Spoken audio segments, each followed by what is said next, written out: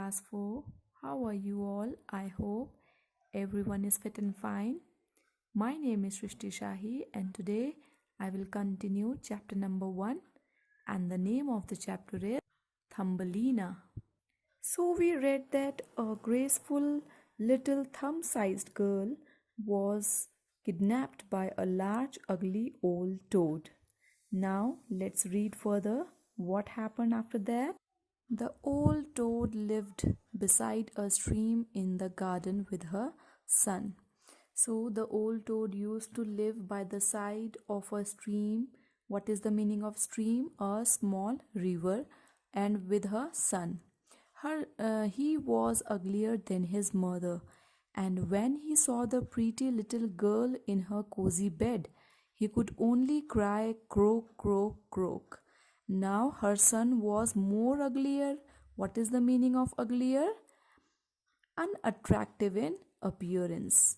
So when he saw the pretty little girl in her comfortable bed, he could only cry croak, croak, croak. Don't speak so loud, or she will wake up, said the old toad, and then she might run away. So the mother toad told her son to be quiet. Far out in the stream grew a number of water lilies with broad green leaves. The old toad swam out to one of the largest leaves with the walnut shell, in which little Thumbelina lay still asleep. Now the old toad swam till the largest leaves, and she had the walnut shell with her, in which little Thumbelina lay still asleep. We will place her on one of these leaves till we get her room ready so she cannot escape. Why did she look for the largest leaf? So that she could place the walnut shell on the leaf. Then we will come back and take her away, croaked the old toad to her son.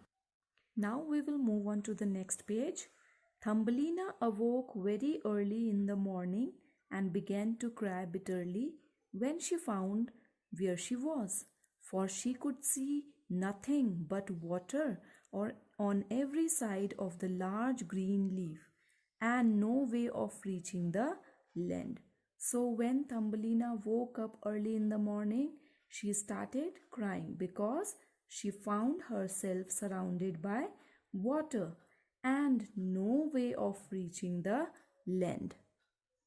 The little fishes who swam about in the cool water beneath had seen the old toad and heard what she said. They lifted their heads above the water to look at the little girl. Now the fishes that lived beneath the cool water had seen the toad and heard what she said to her son. So they raised their heads above the water. They got together in the water around leaf and pushed the leaf till it floated down the stream, carrying Thumbelina far away out of reach of land. So they got together around the leaf and moved the leaf forward till it floated down the stream and freed the little girl. Soon a graceful little swallow flitted round her and at last came down onto the leaf. Thumbelina was glad to see it. She climbed onto its back and the swallow carried her back to her home. So soon a little swallow, that means a small bird, flitted round her and at last came down onto the leaf, and Thumbelina was very happy to see it because finally she was rescued and she was going back to her home. Now we will move on to the exercises. Question answers first. Question number 1 is, who took Thumbelina back to her home? A graceful little swallow carried Thumbelina back to her home.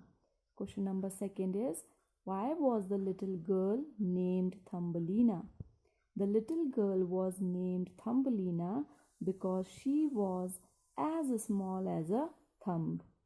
Question number 3 is, what did Thumbelina use for a counterpane. That means as a quilt, as a blanket. Thumbelina used a rose petal for a counterpane. Question number 4. What did Thumbelina see all around her when she woke up? She saw water all around her when she woke up. And the last question is, where did the old toad live? The old toad lived beside a stream in the garden.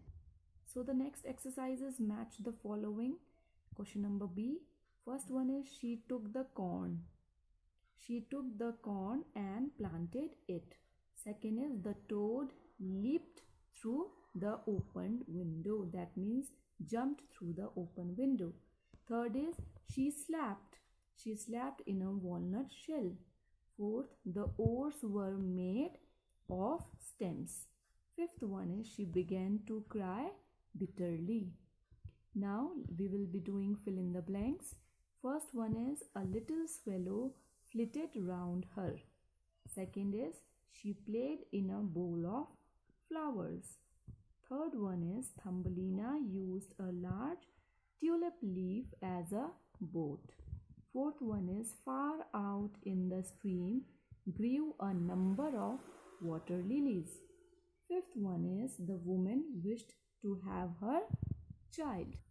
Okay, now let's do who said these words to whom. First one is, oh, that is easy. Who said these words to whom?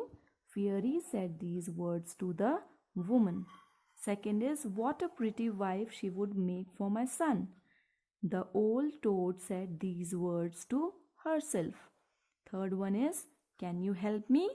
The old woman said these words to the fairy. So we end our chapter here, and your homework is, you will copy down the word meanings, who said to whom, and question answer in your fair notebook, and match the column, fill in the blanks in your book. So class, stay home, stay safe.